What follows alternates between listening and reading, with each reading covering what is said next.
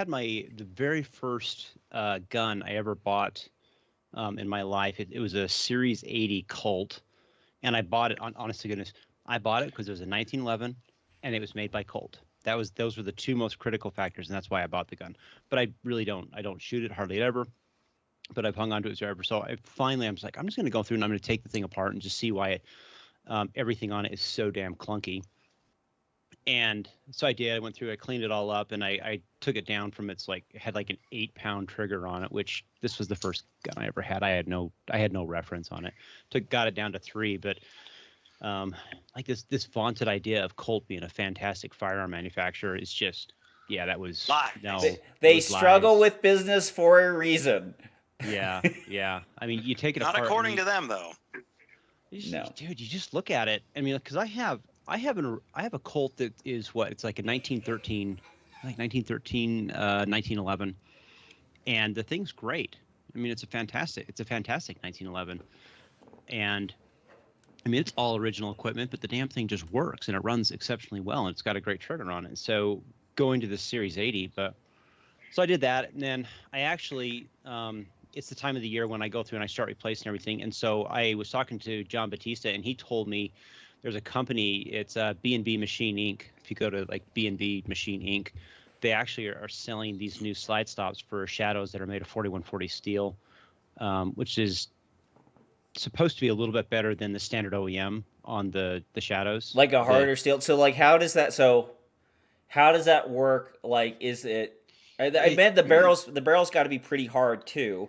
But generally, like when you make one object much harder than the object it's replacing, like there's some give in the object. So when you make one thing harder, it becomes harder on the other pieces of metal that it actually interacts with. Right. Right. Are you going to start beating to death the barrel, et cetera, et cetera? Yeah, and so the sweet spot is supposed to be kind of that 4140, because this is just what you said, Tommy. You can actually go too hard, and by doing that, it becomes brittle, and so it increases the failure rate of the slide stops.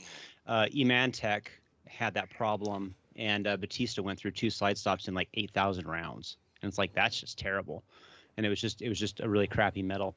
But B&B, these guys are located here in the States, and so I bought a pair of them for like $40 a piece, and so I'm gonna run them and see how well they work. I've always been pretty good about replacing them, but these are supposed to be a little bit better than the OEM, and so I'm kind of interested to see how well they work. But for $40, it's worth it. But not going in the hard chrome gun, like leaving the match gun as is, not dicking around with the hard chrome major match blaster, just like trying them in the practice and local match gun. No, they're gonna run in the normal guns, yeah, for sure. I'm not gonna. I mean, the major match gun is just gonna be once a year, so I'll just leave it whatever it is and not touch it.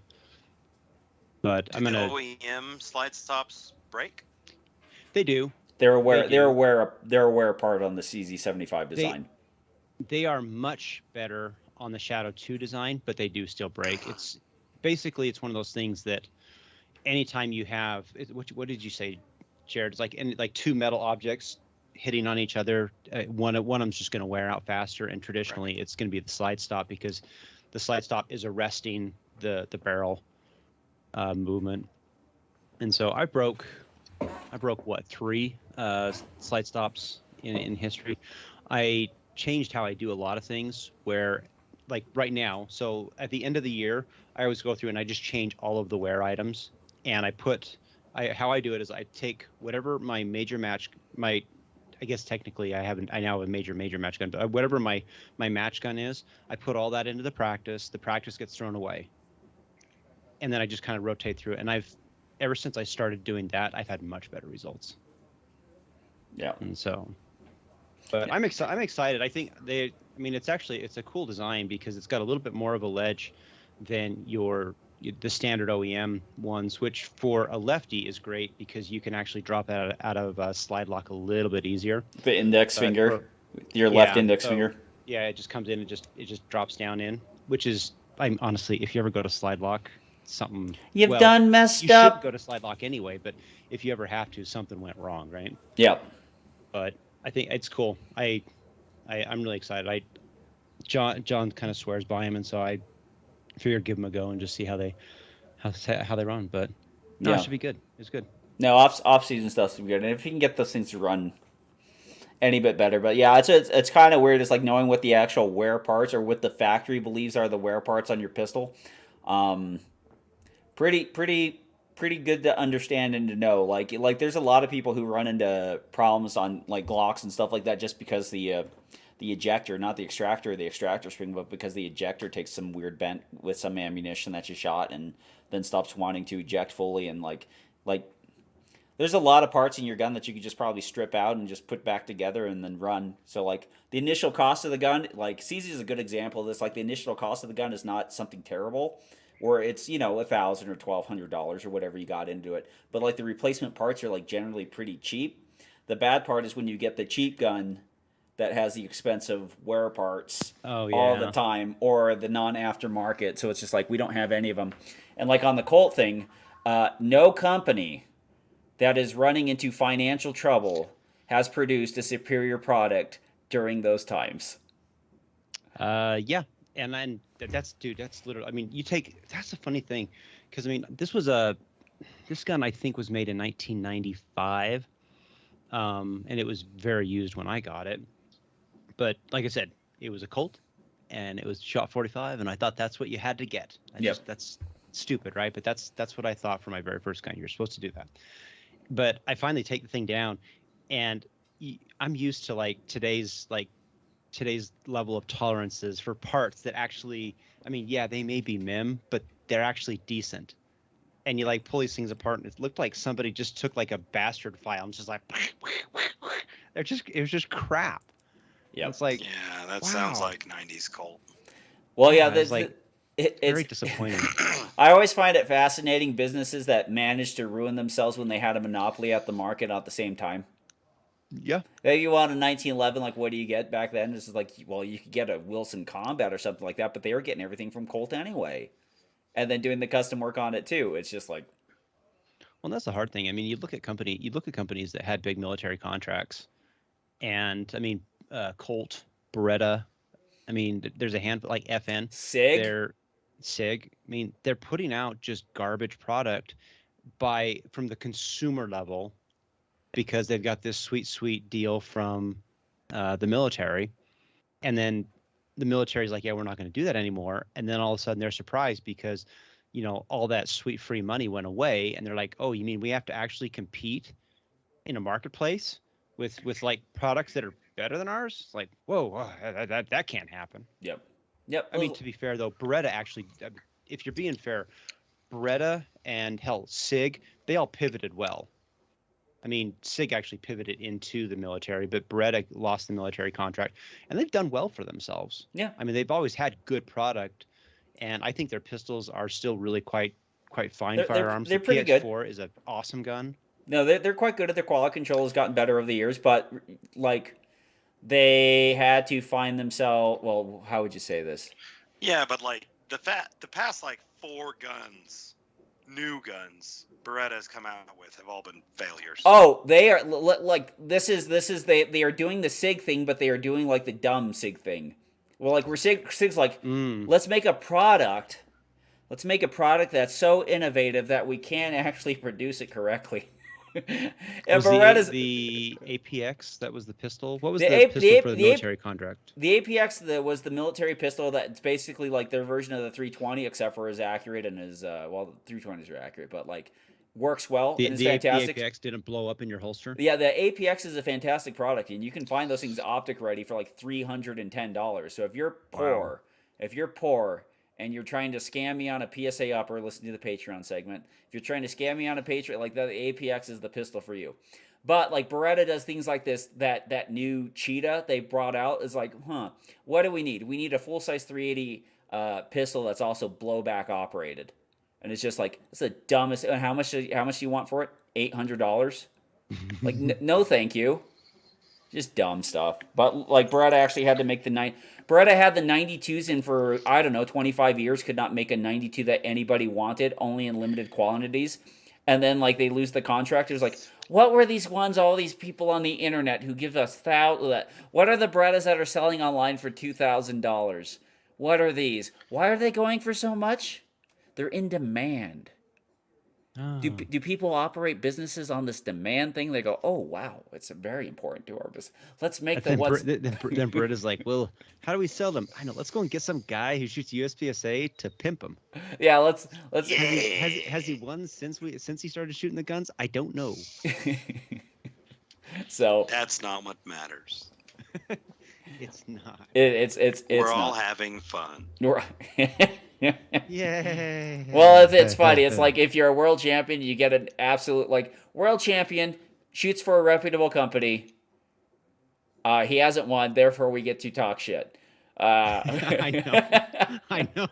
That World sounds so champion. awful when you put it like that. World champion signs with non-reputable company, wins more nationals than ever. Therefore, the gun is the best thing ever. It's like Niels Jonathan going to Canada. Everyone's like, what the hell is this? J.J. Rakaza going to Beretta? That's a match made in heaven. It's just like the world. Wah, wah. Well, Yeah. Beretta lost Stager, and so they're like, well, we got to go somewhere. I don't even think they actually ever had. They never Stager. did. I don't think they ever had like Stager. At that point, I mean, Beretta was like USP what? Yeah, well, the other point is too is they could do a Google search and find out all the shit that was being talked, and they're like, we'll stay away from this. And Tanfo was just like, we can't Google in English. You're on the team. And well, so to be fair, I mean, the one time Beretta goes and sponsors the Nationals, you had Mike Foley do that whole Trevor Gate thing. And it's like, well, that was just awkward. Back when that was USPSA's only problems. Mr. Stepp, what did you get up to? I did a lot this week. I actually went to the Colt Armor School for the M4 platform, and so we got to take apart ARs and M4s and put them back together a bunch, and so that was fun. I got to learn all about how Colt's the best company ever, and it was really funny because I'm just like, I don't think this is true. And they're talking about how all these military contracts they have and how like, oh yeah, we got the best this, the best this, the best this, the best that, the best this, and I'm just like, they supplied the what? rifles, right? They supplied the rifles. You didn't bring your own rifle into that workshop because everyone's bringing every other AR-15 manufacturer but Colt to the Colt workshop. Yeah. No, they supply all the rifles, and there was a bunch of clapped out old guns that have been through the old armorer's school, like, you know, who knows how many times. So, like, the roll pins are just like, whoop, pop, and they just fall out. And so the front gas block's been class. removed It was good. 27 times. Right. So, I mean, that was a good class. That was fun, and so now it's just one of the stupid check boxes you need for work. You really need to have some armor certificates, because if you don't have an armor certificate, you can't do anything to a rifle, which is actually kind of asinine, because that's really stupid. In this whole class, in the whole class they never went over like how to correctly mount, you know, on a pick rail or an EOTech, or how to correctly use M-Lock, or how to correctly use key mod, or what makes good stocks good and what makes bad stocks bad, or what makes this good or this, or, you know, little stuff like that actually would be useful for a police armorer. It was just, this is how the gun works, which makes sense. And that's how this is how you diagnose problems. This is how you diagnose this. This is this. This is that. Blah blah blah blah blah. These are the parts you're going to need. These are your, you know, wear patterns and et cetera, et cetera. But the stupid thing is, in the police world, you have to be an armorer to install anything on your department gun. And so it's like we didn't go over anything in this class on how to correctly install an EOTech. We didn't go anything in this class over how to correctly install any of this accoutrement, the modern equipment that basically makes the weapon effective. Exactly. But now that I've been to this course, now I can install things, but it's like, but no one ever actually taught you how to install things. So why do I have to go to this class to install things when we never learned how to install things? This seems counterintuitive. Believe me, so does government, but I mean, so many of the rules that are like, here's the rule why we have it. Well, why do we have it? So that you can do this, but I don't need to do that. After removing a Delta Point Pro from an offset mount that Jared gave me, he needs the help at how to mount. No, he doesn't. Okay. He doesn't need an armorer's course. He needs a fat wrench. Tools. He I'm needs not even tools. lying. I would do my Ugga and I would do fucking like 30-inch pounds on all of my screws on tightening shit. So when I first got a fat wrench and I'm like 15-inch pounds, this isn't tight at all. What Yes. is this? Like what the crap is this? You're supposed to go at least 2 full more rotations. If Like, they- what the hell is 15? When you This hear is gonna words, come out for sure. when you hear words like star wrench and like the star screwdriver, and then you hear things like you when you turn it and you actually strip a little bit of the Torx head out of the little star pattern, that's Oh, That's yeah, a lot. My on that 1911. I don't know what the actual name of it is called, but you have the frame, and then it's basically the grip screw bushing that Mhm. so you have the grip, and then it sits down on that bushing thing, whatever Yeah. that it screws into, but then that bushing is actually screwed into the frame itself. Yeah, that thing unscrewed. And I have nowhere that I can actually get something on that wouldn't actually destroy the threads. And so Yep. it's like, Well, that's supposed well, to be shit. staked. Well, it wasn't, because it was from Colt, the armorers of Right. armorers, with all their great wonderfulness. The screw that never loosens and infinitely spins. Jeez. Yeah. What are you gonna But do? next week is going to be a lot of fun because I'm doing a night vision class for the entirety of the week, and so I'm gonna LARP around at night. And now that daylight savings is here and it becomes dark at 4 p.m., so it's a good time to do it. And we're gonna run around and shoot the shit out of each other with Sims. And Hopefully, I got hopefully with Sims. Hopefully, because right. good thing that's never happened in a class before. Yeah. Don't go to But, lunch is the number one lesson in simulations training. Don't go to lunch. Oh Lord. Oh yeah, But I got that coming up, and then I also got my 22 suppressor that I ordered earlier in the year. That showed up, so I got to find a host to for put it on? that. And then I had a bunch of stuff that happened this week with guns, and I'm like, oh crap, I got to do all this stuff. I'm run out of money. Normally the gun comes first, then the suppressor comes later. But that means you'd have to hold on to the gun for at least 9 months. You know what I I'm actually a forgot. gentleman. I make sure the suppressor comes first. He's I a real actually man. forgot that Tyrell bought those SROs.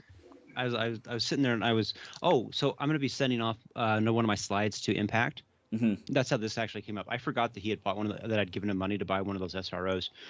And so Impact is having their anniversary sale, and so they give like 15-20% off whatever to cut CZ slides. And so I've got a spare slide. I was going to send it off and have him cut it, because I actually really like how low the SRO sits on that. And I was sitting there and I'm looking at the slide, and I'm like, okay, I got to go and like order this. And I was like, wait a minute, I don't have an optic for this. And so I'm looking at all my other optics, and I'm like, don't buy another one. Is coming off? Don't buy another one. And Tyrell's sitting there. Tyrell's living easy because he's got $550 in his account and a spare SRO. Oh my goodness, what a win! Yeah, seriously, like I was wandering around and I'm looking through my safe, like at all the optics that I've gotten. I'm like, which one's coming off? And I was like, wait a minute, I gave somebody money somewhere at some time. I dreamt that somebody got an optic. I call Ed and I'm like, did I buy another optic sometime? She's like, yeah, you gave some guy in the shooting group money. Oh, Tyrell. Now the crazy thing is when you attack Tyrell publicly and get in a fist fight with him, because then you believe he hasn't given you the optic when literally it's in the pile of stuff behind you, and then you're just like, that's right. That's right. I paid for an optic and I received an optic. Not that I just paid for it and then just decided to fight somebody because I don't remember where anything is. Customer service woes. Remember, when Robert turned 70, I know where his car is, so when you're in the grocery market or the supermarket, you never interact with him. I think you stole that from me. No, Robert, I didn't. I'm leaving now. And then you walk away. And you'll be able to identify him because he'll be wearing a Dominate Defense belt. Head on over to Dominate Defense and use promo code PARA10 and save 10% off. The finest shirts, the finest accoutrement around your belt, and of course the best belts. The Tier 1 Concealment belt you can get over at Tier 1 Concealment. I got my Dominate Defense shirt on. It's my favorite hoodie of all hoodies, and it's pretty stretched out because I just sleep in it. And also, you can get the Mach 1 Speed belt, which is universally agreed to be the finest USPSA 3-gun competition belt, and pretty much could be a duty belt in the industry. Check him out. Dominate carry. And conceal. Yeah, it's the whole setup. Yeah, check him out, dominatedefense.com. You can hang a fast holster on that from Precision Holsters. Check them out, precisionholsters.com. Use promo code PARA10. Save 10%. Make that Dominate Defense belt hold the extra weight using your Rune Tactical Follower that gets you a +1 in most firearms models. And if you really want the fat boy weight, if you really want to make that back hurt, go to W74 and get a guide rod to make your gun heavier, because if it ain't thick, it ain't worth using. Check them out. Use promo code PARA10 at all, or find sponsors, save 10% off your purchase. Telegram. All right. Questions and answers. Possibly, maybe. Let's find out. All right, from Alex Coco Crispy Went. What's your favorite FUD gun? A Chiappa Rhino. Ooh. There's nothing more FUD than a revolver that's already useless, that's too big for pocket carry, and that you show your other friends what you got with your Social Security check this month, because it fires and it fires from the bottom cylinder. And then they're just like, wow, Tim, we wish we were like you. And they go, that's right. I only need 6 shots of 357 Magnum. Well, you seem like you need more because you're hitting Minute of Man at 10 yards, but I only need, if I can't get it done in 6, I don't deserve to be alive. And it's just like factually correct. It's to spread out the damage. That's why they hit like that. They don't want to just hit one hole a bunch. They want to hit multiple spots. It's actually tactical. It's like, you can't even tie your shoes. How are you going to get a speed loader in this bitch? You got Velcro on. Robert? Gosh. It says your favorite FUD gun, and so obviously I'm not going to say a shotgun because that's the worst fucking gun ever. I would probably say Andrea gave me, it was Winchester 94 lever action for our anniversary one year, and I don't shoot it a lot, but I still think it's one of the funnest guns I own.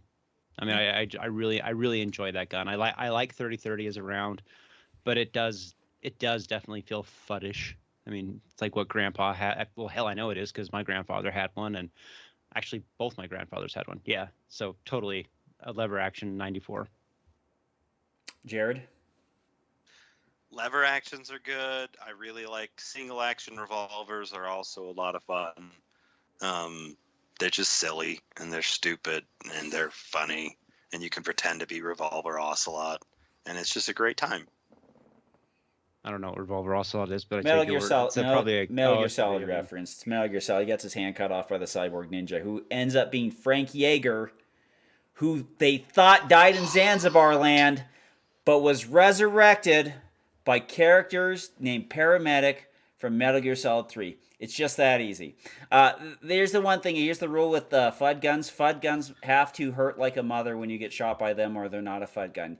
No caliber 380 can be a FUD gun. No 32 ACP can be a FUD gun. Those are like little blasters. A FUD gun has to have more effective capacity to kill a man than is needed, and has to operate in a slow method, like a 45 Colt, like a 94 Winchester, and like a Chiappa Rhino. And it needs wood on it. It needs some sort of wood, or grip scales that are wood-esque. It's kind of like the pleather of wood. It has to be so cheap that you bought it that it looks like wood, but it's not wood. It's lighter than wood, and that makes you feel special about it. That's a FUD gun. And also, It has to be capable of discharging into the overhang over the little bench rest you were having because you thought it was unloaded. That's a FUD gun. All right. It was actually a text message a while back from this guy who used to shoot guns, but he turned into like a wino or something. But he said, podcast Wyatt? question. A good guess. It'd be Riser. He said, now he's a van. He lives in a van down by the river. That's what we used to call cautionary tales, but now it's life goals. Exactly. Please help diagnose this malfunction that Naz had on one unfortunate night. Picked the Mac up, told brothers back up. The Mac spit, lead was hitting brothers. One ran. I made him back flip. Heard a few chicks scream. My arm shook. Couldn't look. Gave another squeeze. Heard it click. Yo, my shit is stuck. Tried to cock it. It wouldn't shoot. Now I'm in danger. Finally, pulled it back and saw 3 bullets caught up in the chamber. And he says, yo, help a homie out so I can bust some caps, son. So I have no idea what the hell he's talking about. Some damn hippies. I mean, he's spent too much time huffing fumes in the back of his van or something. Please. Sounds like a double feed. Sounds like a bad Tinder profile. That's what that sounds like. That sounds like it was copy and pasted on there, and it was also. This is what happens when you inject heroin directly into your eyes, kids. You can't. It sounds like. It sounds like a music video where all 4 safety rules are violated. Yeah, correct. 3 bullets into chamber. Like you can't. It was a Mac. It was a Mac. Is that what he said at the beginning? That's what he said. I thought it was a Mac. Maybe he went. Maybe he went to these are McDonald's song and lyrics. ordered a hamburger.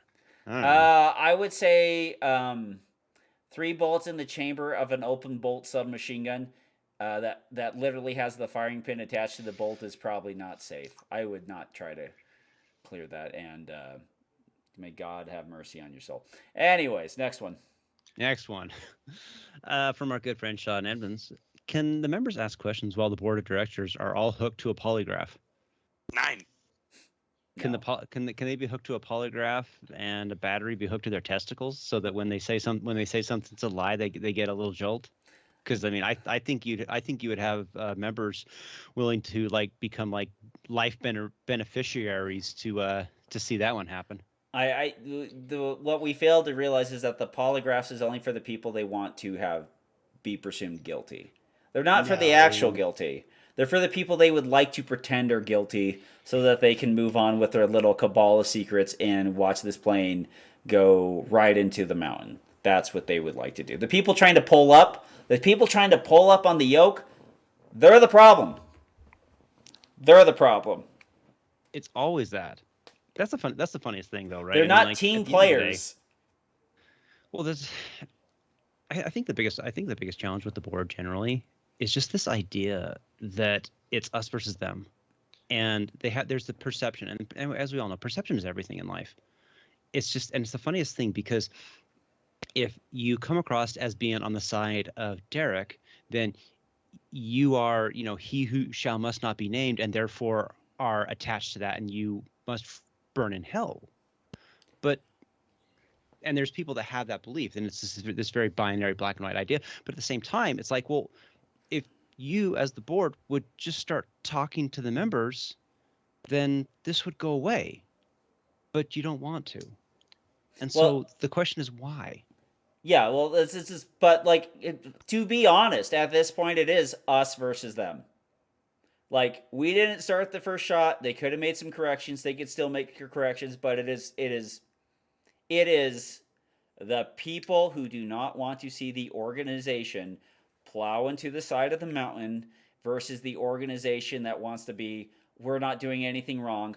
Also, the mountain's getting bigger. Pay no attention. And anyone else who's trying to help or trying to bring some clarity, don't let them in. Keep the cockpit locked. That's the problem, Tom, and that really interests me is you have people on the board and the organization that says, we're just doing everything all for the benefit of the organization. You need to trust us. We're doing everything. Children. This guy he's just trying to create trouble and drama. But then it's like, well, wait a minute, you guys. On 25 July, you, as the board, went and pushed through this membership fee increase, and you did it knowing full well that it would take effect right at the same time that the meeting minutes would come out, so that the members would have no opportunity to try and take advantage of this life membership, the previous life membership. So you did that knowing full well that it would maximize the greatest amount of pain to the members as possible. But you then say that you actually care about the members. And there's this thing. It's like, okay, guys, we need to have a discussion about this. You want us to trust you and believe that what you're doing is good for the organization, but it wasn't 3 months ago that we caught you guys lying to us. Yeah. And being like nefarious. Maybe not lying, but they were being very underhanded. So much so that it's like, well, hey, if we had some transparency, would you guys have actually done this in the first place? Maybe not. Well, here's the thing: is like competency breeds trust. Robert, how many times do your bosses have to ask you, when the hell is this getting done? What's going on with you? What are you doing? Never. Because I just do it. Like people don't have to ask me where this 4,000 packages is, because it's in the old place on the freeway. Oh, they're all at my house. I'm sorry. Like, I've never been asked to drug test. I've never been asked to pee in somebody's hand. I've never been asked to do any of these things. You just go there and you do your job, and you never have to deal with the trust issue. I think that's the hardest thing, Tom, is just this idea that, I mean, it's what I've said for a long time. I mean, with regard to USPSA, you have to believe that the board, generally, the members want to do the right thing. Because if you don't, then it's like, okay, then the organization is dead. There's no point in continuing it. But somewhere between wanting to do the right thing and what ends up happening there's a disconnect somewhere in there. And if you're trying to be fair to both sides, of you have the people that are upset and the people that are trying to do the right thing, there's a middle ground that the two sides aren't coming to. And what does the middle ground really represent? And I would say the middle ground is, hey, maybe this guy over here, Derek, is just talking too much, but maybe you guys as the board aren't talking enough. And arguably, if you guys started talking more, board, most people, if they had even a slight bit of information saying this is what we're trying to do, most people are gonna be like, cool, and they move on. Well, I think most people just want to be told generally that something's happening. Well, that's and the transparency. Mostly they don't care. But if your boss comes to you and says, why did you put this room at this place, or do whatever you architects do, and you go I told them this is a bad idea not to do that. Here's the email chain of them saying we want to do it for this reason. We're going to do it this reason. As long as it's up to code, we would like you to put this in the house. And I go, there's where it is, boss. I know it looks like shit. I told them, don't do it. It's not a good idea. Here's me asking nice. Here's them finally saying, we're paying you. Please do it. There you go. Mm-hmm. That would be the transparency if we thought these things were good ideas or bad ideas. But even ideas that are vastly disagreed with can be generally recognized as a good idea, and we don't fight about it. Like PCC. Everyone hated the idea of PCC, but PCC, Mike Foley was right, PCC was fantastic for the sport of USPSA. We have so much more participation. We have younger participants. We have people who are participating much older in their time. And we have guys who had no interest in shooting handguns because they sucked at them.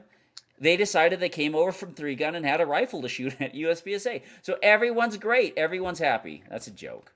Shut up. I don't want to hear from you. You're not getting my upper anyway. But who's arguing about PCC was a bad idea? It's just when people understand that what was done, even though they disagree with it, they can come to an understanding later. The problem is there is no understanding because there's no transparency, and everything that does come out from Derek, and no one would know what the trouble was if it wasn't for the leaks. So don't get mad that there's leaks. Get mad that what's being put out there doesn't look good.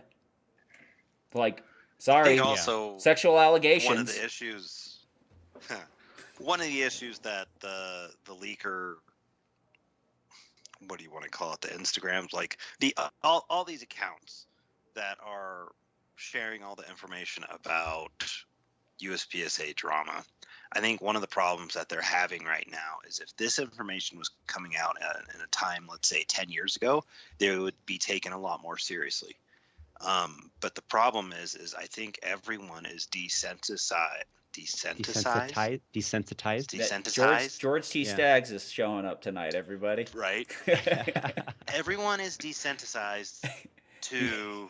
I think I still said that wrong. Yeah, you still said it wrong. Just keep going. Power through. Power through. Don't stop. Don't recognize it. Desensitized. To the fact that everyone's screeching about fake news. Everyone's screeching about this. Everyone's screeching about that. All news is just trash, and everything is just everyone's screaming about the sky is falling. And we've had Chicken Little for the past 4 or 5 years, 6, 7, 8 years, right. And it's just been a continuous stream of anything we see on media. Anything we see is the sky is falling. Everyone's crying wolf, and I think that's part of the reason why all these USPSA issues are showing up, and the general membership.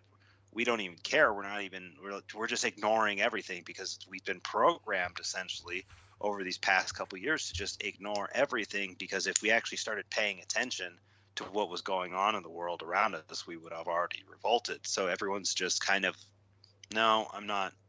Yeah, I don't even care. It doesn't even matter. I'm just ignoring everything.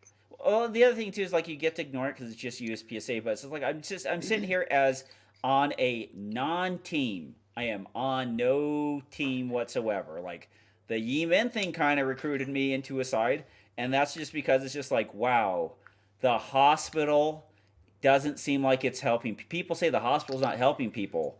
And then they're like, actually, the hospital's throwing people in a fire pit. And you're like, nah, it's not people. And then you're like, hey, my friend just got thrown in the fire pit. And then it's just like, now I'm paying attention. Like, wow, there is a fire pit. Like, this seems to be kind of shady and off. But it's like, there's a reason for it. And listen, if you call, like, one man's leaks is another man's whistleblower. So like let's call it what it is.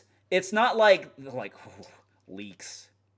What are they leaking? Oh man, they're leaking personal things. They're leaking personal emails. Like no, they're leaking business things that are happening that could be fraudulent or illegal. That would what would be called whistleblowing. So I hope you find your whistleblower, and please try to throw him out of the organization and then watch your ass get sued because somebody is having the journalistic, the balls to post whistleblower activity on their own Instagram page. Like the people who get mad at Matt Taibbi for posting internal Twitter documents as a journalist. Like Derek's, like how much, like Derek should stop putting his own personal spin on it, but all he's doing is posting whistleblower stuff. Like, well, sort of. I mean, less spin than he used to put on him. But no. Derek has a spin. I don't deny that. But I know for a fact that Derek has posted things that he's gotten from people that have just been wrong. Yeah. I'm like, he posted. I'm like, I actually know that's incorrect.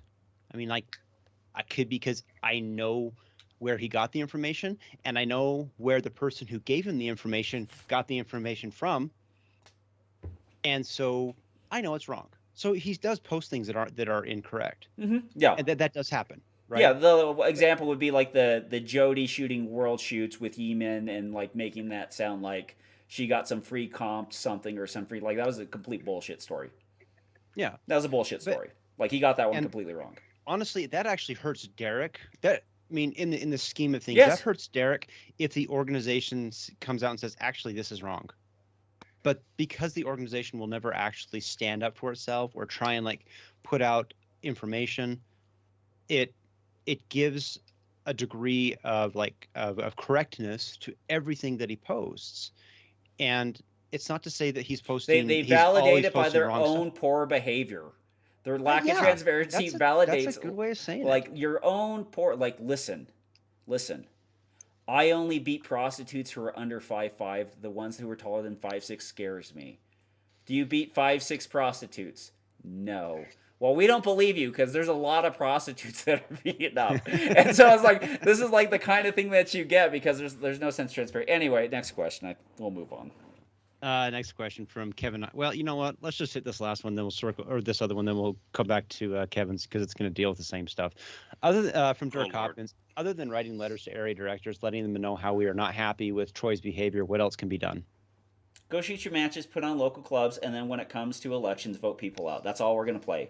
We're just going to play the election game, and then some some brave souls like Ben Barry, when Baron Barry, not this term, but the next term when he gets reelected and most of these guys are cycled out, the amount of shit these guys will have to do to save the sport. Like, honestly, yeah, that's at the end of the day. I agree, Tommy. That's like, we can be upset about it, but go vote. Go vote. The lawsuits will not finish it before an election will. Like, hopefully these guys decide not to run again, but like the only chance you have, and like, listen, there is a lot. I know there's plenty of people who think Luigi Lee would be a better candidate than Yi-Min Lin and still voted for Yi-Min because they feel like he got jobbed because he literally got tossed out of the hospital into the fire pit.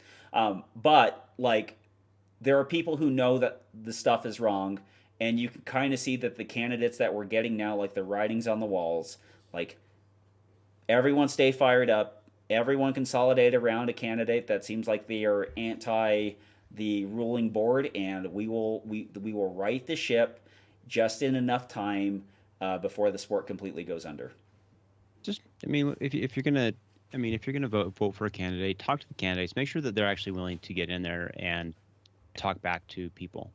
I mean, it's one of the things that you get with some of the newer crop of candidates or newer crop of area directors is they're actually willing to talk to you. Yep. And that goes across the board. And I've talked to a handful of them. I mean, Russell, Scott, Frank, and Ben. I've talked to all of them at this point. And as long as a person's willing to talk to you, you have options. Yep. If people will talk to you, then there are always ways to solve problems. It's when people stop talking that generally something goes wrong. That's the sign of war and hostilities, is the lack of communication from the start. That's the tactic. All right. From Kevin Isaac, a question for the show: how do you track shooting goals and items to work to improve? Well, there's like the standard, like there's always like the classifications in the standardized drill. Like that's how USPSA does it. They have standardized drills, and like Jared has standardized drills in this class that people can shoot to earn things, and so when people retake classes, they can kind of understand. But you can always get better at one thing, and USPSA, the damn thing that's so effing frustrating about the thing is that it's so many damn things you have to get right at once. That's what did Kenny call it? The low-hanging fruit, right? Yeah. Well, there's the low-hanging fruit, and there's the idea of like what you focus on, you will become. And so while focusing on one area of your shooting game, you can either have negative gains in the other area, or those gains may not increase at the same time as the game that you were looking at. So they might see stagnant or actually in the reverse of what was previously happening. Yeah, as far as tracking it, writing stuff down. I mean, write stuff down. Find somebody that is on the same track as you, that's going in the same direction, and share your goals with them. And because, as in exercise and a lot of things, you're much more effective when you have somebody that you're held accountable to. Yep. Because you don't want to let the other guy down. That's just common stuff. Yeah, I mean, like the one thing about like trying to get better at USPSA, I mean, if you just did whatever, like it's kind of like any other advice. If you just did what the people told you to do, how much more successful you would be. Like if you just watch what you eat, if you just go out, exercise, if you just did the 20 minutes in the morning and the 20 minutes in the evening of structured dry fire, like if only people had written books about it, that you would know what to do. Like, yeah. I like taking photos and videos. Yep. I do of shooting drills. or. Well, he's out of printer ink, so Yes to both. But I prefer doing shooting videos. I like doing tests. There's actually a group, because my thing that I've been working on this past year and a half now is I've been working on my accuracy, because I am very good at speed, but what kills Jared is accuracy at distances. And so I've been trying and I've been working at getting better at that. And how I've been doing that is by using B8s a lot of the time. And there are groups on Facebook that actually do monthly challenges that will do all these different things. And it's fun because part of the test are you have to record yourself and you have to record the target. You have to do it in a certain way to actually show that it's, you're doing the drill the correct way. But by doing that, I can actually go and look and see, like, okay, well, how did I shoot this drill a year ago? How did I shoot this drill 2 years ago? Or how did I shoot this drill here, or whatever? Well, it becomes the goal, the immediate goal to work at something. And it gives you a goal. It gives you something to work towards, and it gives you something to actually, like, you have physical evidence of, oh, this is where I was at today. This is where I was at here. This is what I need to do to get better with this. I could shoot 115s or 124s or 147s better in this sense. And it gives you physical evidence, especially when you take the videos, when you take the photos, and you write the times on it. And so you can say, okay, well, what did I do good this day? Okay, well, what about this? What about this? What about this? Et cetera, et cetera, et cetera. And so you can work on these drills and try to get better at these specific things. And then if there's something specific that you want to work on, come up with a drill. It doesn't have to be anything fancy. It doesn't have to be anything super crazy where you have to come up with a whole classifier. But if you just have a very basic drill and say, okay, if I'm going to start here, I'm going to move 5 yards and I'm going to do 2A at 5 yards and then to 1A at 15 yards, whatever, then write down your times, write it down on your phone, and then you can say, okay, so this was my splits this day. This is what I need to work on. I need to work on my entry. I need to work on my transition. I need to work on my far splits, whatever it is. That's how you can do it. And it's a very simple, good way to log what you're doing and what you need to do to get better. Now, I know the question is about tracking goals, but like I was just thinking about something while Jared was talking about one of the things that Ernest Langdon said. Like, he said they're kind of like the gist is the reason why competition shooters are so much better than other people who basically spend their lives around firearms is because you will always practice when you know that what you always have something to practice for because there's always the next match or the next drill or something else. And so you go out there and practice. When people in self-defense, like they might have a class every 4 months and decide to try to practice that, or they're getting ready for the eventual gunfight that may or may not ever happen. So there's a very lack of motivation to practice. And I think what Jared kind of sat there and talked about is like setting your own goals that are similar that you can track. But like the main thing is like, tracking can be very much secondary to actually setting the goals and striving towards the goals. Right. And it's just like if you just set more goals more consistently that are shorter bays that make you have to do something, like it's very, very helpful. And the other thing that's kind of like, gosh, how smart were people? Like when they came out with the B8 target, how smart were those guys? Like that is the right amount of target to push speed and the right amount of sight. Like the X rings is about as accurate as you can get consistently. The 9 and the 10 rings about as good as you can do. Like we're all really trying, and like the whole black is just like that is a perfect for like almost any distance at actually trying to shoot. And black on white, like it's ingenious. We stand on the shoulders of greats. And it's cheap. It's cheap. It should be the official target. Like why would you even like everyone like you're trying to do like your practical pistol shooting league or whatever like. What's the target? Take any piece of cardboard box, make sure that it can hold a B8 up at a certain level. Go. Like from Sebastian Munoz. My optic screws came loose after 200 rounds. I cleaned the threads, used blue 242, torque to 20 inch-pounds. Should I give extra agadugas or go to red Loctite? No. So if you did that properly, 242 doesn't work. No, 243 will work, but here's like the number one thing that keeps. Yeah, 243 is great. It's a sealant lock, but if you have done that and it's still coming out, you do not have proper engagement of the threads down into the plate or the slide. Your thread engagement is too short. Because no matter what you do, if you do red Loctite or something, if 200 rounds, it starts really backing out. One, it was not properly torqued down to a proper spec. 20 is too much. If it was like 10, yeah, yours is like 32. If it was 10, it would be too little, and it like 13 to 15 is about that sweet spot. But if it's still backing out with blue Loctite at 10 or 13 inch-pounds after it's already been cured, you do not have enough threads engaging into the bottom of the plate. That is your problem. I'd be curious I what he's trying also to, what depth and what he's trying to put it onto. Yep. I like using Vibrotite. Vibrotite in my experience has been very, very, very good, and I've never had an issue with screws coming loose.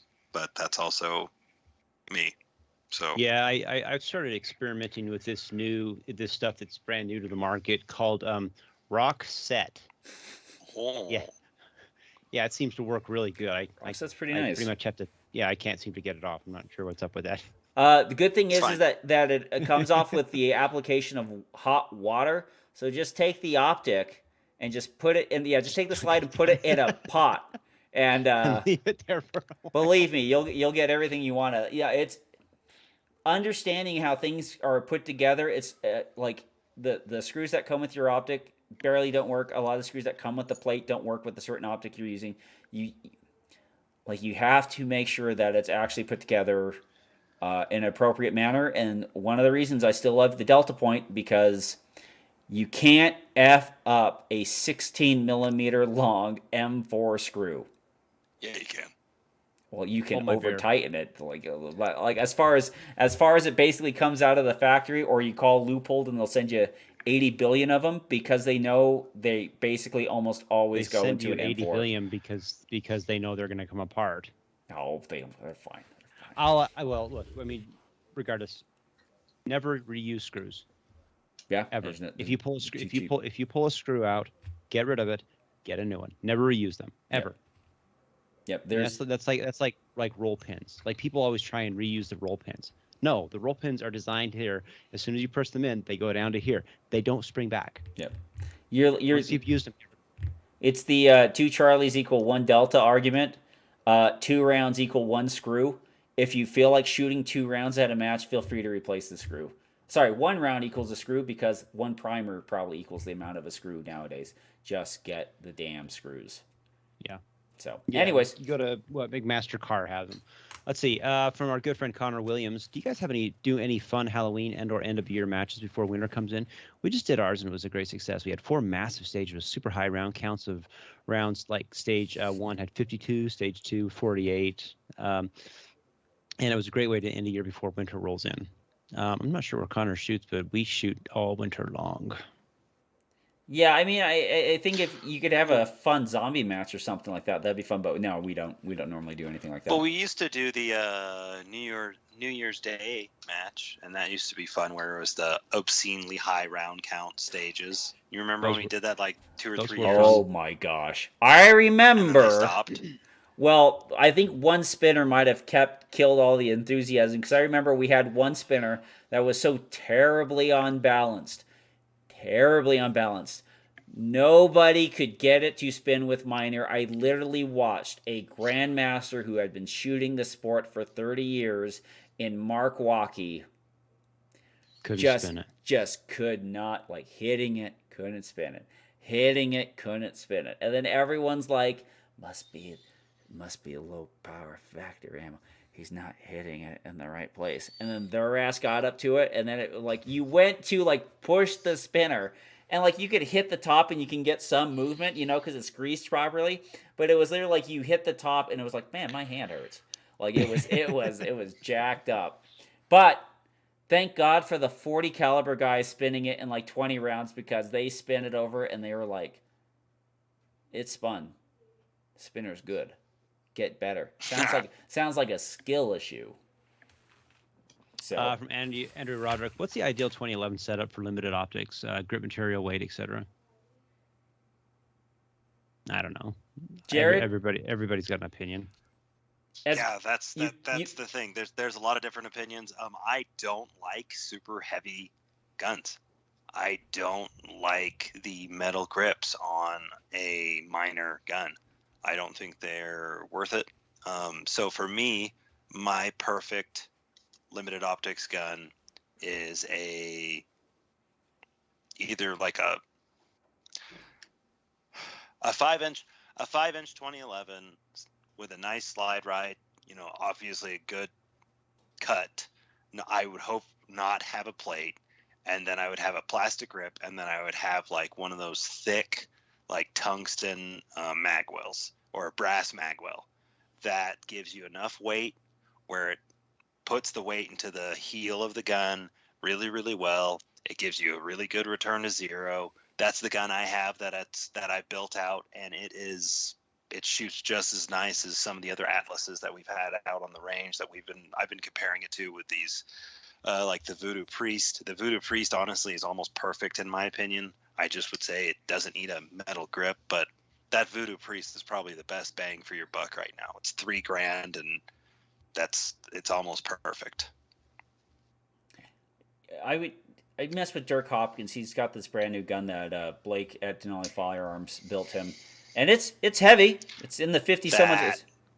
Yeah, that's a heavy gun. It's a well, and I would say this, and it probably, well, at least in my head, it makes sense.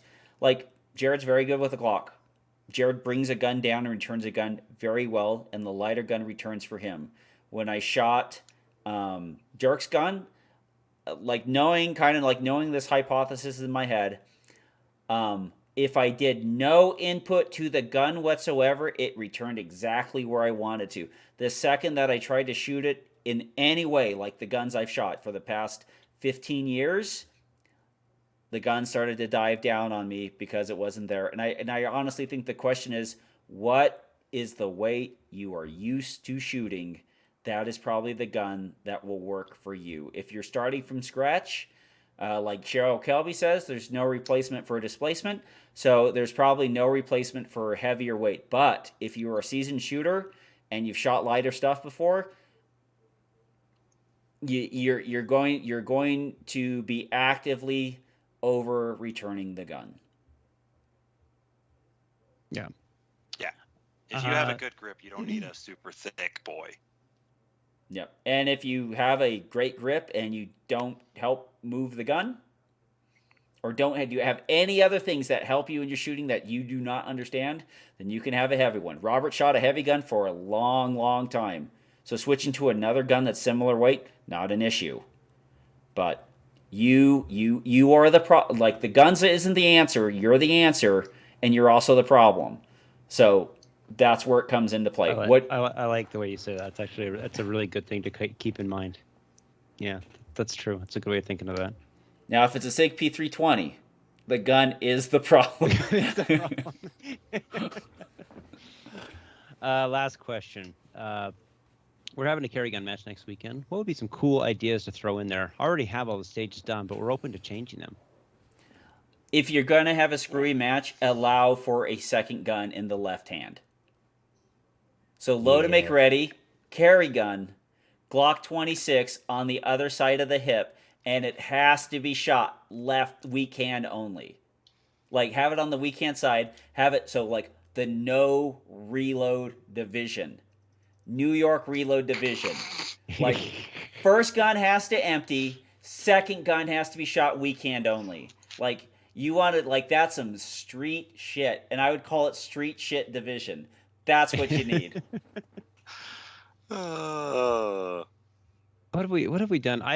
The carry gun, shooting a carry or doing a carry gun match is always interesting because you have what is arguably everybody understands to be a carry gun, which is this P07 that's a carry gun, right? It's a Glock 19 size firearm. That's probably the largest that majority of people are going to do as a carry gun.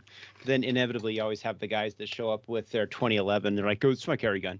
Yeah, well, no, it's not. Some people will carry it, and it's like that's the personal preference trying to say of what's appropriate for somebody else. Yeah, well, I like how Idaho handled it, where they basically they kind of segment it into, like subcompacts, compacts, and then John Wick, which is basically Glock 34, PSA, right? Yeah, Glock 34 with the magwell. And then you can kind of like do it however you want. I think that's fun. It's kind of a nod to the idea that some people are going to bring out their USPSA blaster because that's just what they want to do, which I think is absolutely okay. Yep.